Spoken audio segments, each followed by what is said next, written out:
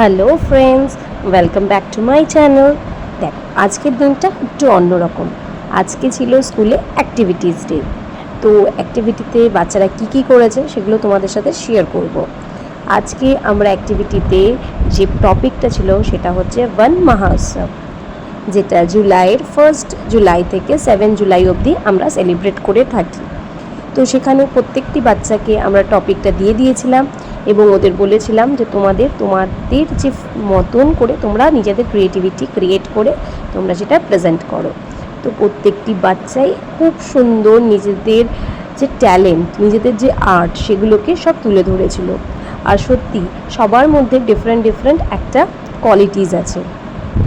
সেই কোয়ালিটিসগুলো আমরা এখানে দেখতে পেয়েছিলাম। প্রত্যেকেই নিজের যে পছন্দ দিয়ে সে বানাতে চায় সেগুলো সে করছিল। এই দেখো, এটা হচ্ছে আমার দিদির মেয়ে সোনাক্ষী। ও আমার স্কুলেই পড়ে। তো এই দেখো ওরা কি করেছে তোমাদের সাথে সব শেয়ার করব।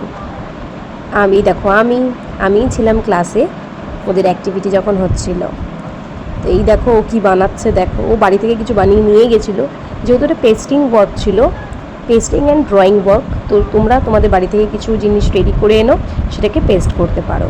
তো সেরকম অনেকেই নিয়ে এসেছিলো যারা অনেক কিছু করে পেস্ট করেছে। কেউ নিয়ে এসেছিলো ডাল, কেউ পেপার কাটিং, কেউ গাছের পাতা। তো যেরকম মনে হয়েছে সে নিয়ে এসছে। এই দেখো, এটা হচ্ছে সোনাক্ষীর অ্যাক্টিভিটিস। তো আমি একটু দেখে নিচ্ছিলাম যে ও কী করেছে। দেখো, দেখতে তো ভালোই লাগছে। এ দেখো আবার বলছে, এই দেখো এগুলো দেখে নাও। এগুলো হচ্ছে একটা মেসেজ, যেটা আমাদের সবাইকেই জানা উচিত যে আমাদের নেচারকে আমাদেরই বাঁচাতে হবে। তো নেচারকে যদি আমরা বাঁচাই তাহলে আমরাই ভালো থাকবো।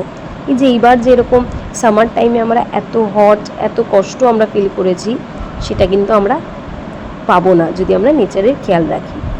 এই দেখো, চলে গেছিলাম পরের ক্লাসে। এরা ছোট্ট স্টুডেন্টস, এরা কি সুন্দর দেখো ড্রয়িং করেছে।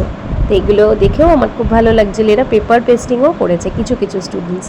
এই দেখো গাছের পাতা দিয়ে করেছে, এই দেখো ডাল দিয়ে করেছে, এই দেখো ডাল, দারচিনি এগুলো দিয়ে করেছে। বেশ সুন্দর, মানে ক্রিয়েটিভ থটস। এরা সুন্দর করে এগুলোকে করছিল। কমপ্লিট তখনও হয়নি যখন আমি ভিডিওগুলো করছিলাম। কিছু কমপ্লিট হয়েছিল আর বাকিগুলো হয়নি। তারপরে আমি চলে গেছিলাম একটা বড় ক্লাসে, মানে ক্লাস 6-এ।